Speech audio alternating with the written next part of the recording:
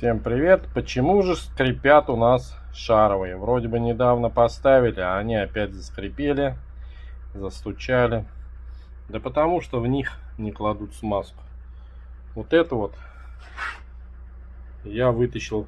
Вот столько смазки было, лежало в одном месте. А шаровые надо покрутить туда-сюда, пошатать, чтобы смазка проникла. Вот. Поэтому старую смазку непонятно удалили. И помазали маннолом высокотемпературный.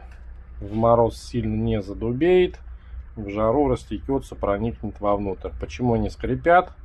Да потому что туда поступает влага. Сейчас еще поставим силиконовый пыльник родной. Это турецкие шаровые. Вот так вот он выглядит без смазки, этот пыльник. Ну вот, набили смазкой пыльники. Все там прокрутил, промазал. Вот, излишний воздух стравили. Шарики готовы к установке. И вот под таким силиконовым пыльником, возможно, будет видно, есть там вода или нет. Также будем... Вот он, пожалуйста, выглядит рулевой наконечник. Видно, там смазки нету.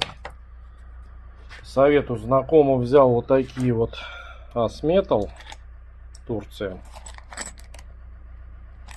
Все в комплекте имеется. Так что не ленитесь и перед установкой вскрывайте шарики и мажьте их смазкой.